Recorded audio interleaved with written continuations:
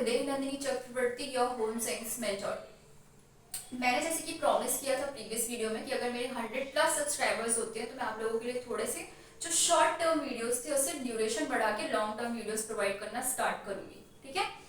क्योंकि अभी तक मेरे 100 सब्सक्राइबर्स नहीं हुए हैं, पर फिर भी मेरे जो ऑनेस्ट सब्सक्राइबर्स हैं उनके लिए मैं छोटे छोटे पॉइंट्स स्टार्ट करने वाली हूँ। तो सबसे पहले, क्योंकि होम साइंस का है, नेट और सेट के बारे में सभी लोगों ने सुना होगा, ठीक है। और अभी जो न्यू कमर्स बच्चे हैं जिन्हें इसके बारे में नहीं जानकारी है, मैं थोड़ा सा सिर्फ वही एक्सप्लेन कर रही हूँ। उसके बाद फिर हम कंटिन्यू क्लासेस करेंगे। सबसे पहले तो पैटर्न समझते हैं कि नेट और सेट क्या होता है, ठीक है। नेट, ठीक है, आपका सेट, दोनों में आप देख रहे हैं ये दोनों कॉमन है, सिर्फ ये स्टार्टिंग वर्ड चेंज हो रहे हैं। नेट नेशनल एलिजिबिलिटी टेस्ट है और आपका सेट स्टेट एलिजिबिलिटी टेस्ट है, ठीक है।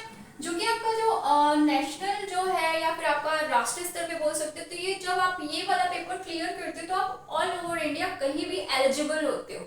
आप कहीं से भी पेपर दिलाइए, आप रायपुर से दिला रहे हैं, आप छत्तीसगढ़ को रिप्रेजेंट कर रहे हैं, आप एमपी को रिप्रेजेंट कर रहे हैं, आप कहीं को भी रिप्रेजेंट कर रहे हैं, तो वो आप पेपर एक बार क्लियर करेंगे, फिर आप ऑल ओवर इंडिया में कहीं भी पेपर या आप असिस्टेंट प्रोफेसर का एग्जाम फाइट करने के लिए एलिजिबल रहते हैं। सेम स्टेट लेवल का क्या होता है, ये राज्य स्तरीय होता है। स्टेट लेवल तक ही आप इसमें क्या करते हैं कि अगर आपने जैसे सीजी सेट दिलाया है, तो अगर आप सीजी असिस्टेंट प्रोफेसर निकल रहे हैं सीजीपीएससी का, तो आप सिर्फ छत्तीसगढ़ के लिए एलिजिबल रहेंगे। अगर आपको दूसरे स्टेट का पेपर क्लियर करना है तो आपको उस स्टेट का पेपर निकालना पड़ेगा, ठीक है।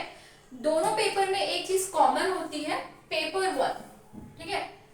दोनों में दो पेपर आपके पास रहते हैं, पेपर 1 और पेपर 2। पेपर 1 को हम लोग जनरल पेपर के नाम से भी जानते हैं, ठीक है। पेपर 2 को आप सब्जेक्टिव पेपर के नाम से भी जानते हो। अब मैंने उसे सब्जेक्टिव पेपर क्यों कहा, क्योंकि जैसे मेरा होम साइंस सब्जेक्ट है, ठीक है, तो ये मेरा क्या है, सब्जेक्टिव पेपर है। आप जिस भी ब्रांच से बिलोंग कर रहे हैं वो आपका रहेगा। एक चीज मैं यहाँ पे और क्लियर कर रही हूँ कि यूजीसी नेट सेट अलग होता है और सीएसआईआर नेट सेट अलग होता है। यूजीसी नेट सेट नॉर्मल जो सब्जेक्ट्स वाले रहते हैं उनके लिए रहता है, ठीक है, और जो आपका सीएसआईआर वाला रहता है वो आपके साइंस बैकग्राउंड वालों के लिए रहता है। तो जो भी प्रिपरेशन कर रहा है वो इस चीज को ध्यान में रख के करेगा। ये जो गाइडलाइंस है उस चीजों को ध्यान में रख के सुनिएगा, नहीं तो कुछ लोग शब्दों को बहुत पकड़ देंगे, अरे आपने ये बताया था, नहीं। Be smart with your knowledge, ठीक है। यहाँ पर दो पेपर, क्योंकि मैं यूजीसी नेट के बारे में बात कर रही हूँ, ठीक है। होम साइंस का पेपर हम यूजीसी नेट में दिलाते हैं, तो उसके हिसाब से यहाँ पर जो भी क्राइटेरियाज वो क्या हो जाएंगे, चेंज हो जाएंगे। क्यों, क्योंकि यूजीसी नेट होम साइंस के लिए नेगेटिव मार्किंग नहीं है। जब सीएसआईआर वगैरह जो लेता है पेपर, ठीक है, उसका क्या रहता है, उनमें नेगेटिव मार्किंग रहती है। वो हर स्टेप्स के हिसाब से उनके नंबर को डिस्ट्रीब्यूट करता है। मैंने इसलिए क्लियर किया है, पता चला कि अगर कोई दूसरे सब्जेक्ट्स वाले भी अगर मेरी वीडियोस देख रहे हैं तो उन्हें कंफ्यूजन क्रिएट ना हो। मैंने क्योंकि कमेंट सेक्शन में देखा है कुछ दूसरे सब्जेक्ट वालों के भी रिप्लाई रहते हैं, तो मुझे बहुत अच्छा लगता है कि एटलीस्ट दूसरे सब्जेक्ट वाले भी मेरी वीडियोस में इंटरेस्टेड है, उससे मैं क्लियर कर रही हूँ, ठीक है। अपार्ट फ्रॉम दैट, पेपर 1 आपका जनरल पेपर होता है, जैसे हम जनरल पेपर अभी मैंने बताया, पेपर 1 को आप जनरल पेपर के नाम से भी जानते हैं। पेपर 2 आपका है जो सब्जेक्टिव पेपर के नाम से जानते हैं। जनरल पेपर और सब्जेक्टिव पेपर में कॉमन ये रहता है कि आप दोनों में 10 यूनिट्स पढ़ते हैं। इसमें भी आप 10 यूनिट पढ़ेंगे और इसमें भी आप 10 यूनिट पढ़ेंगे, ठीक है।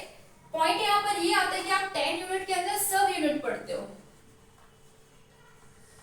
सब यूनिट क्या होती है कि आपके पास पूरा ऑलरेडी 10 पॉइंट्स है, ठीक है, उसके अंदर और भी आपके पॉइंट्स पढ़ेंगे, इसमें भी सेम सब यूनिट पढ़ेंगे। अगर जिन्होंने सिलेबस देखा है तो एक चीज कॉमन देखिएगा कि पेपर 2 के हर 10 पॉइंट में रिसर्च के बारे में बताया गया है।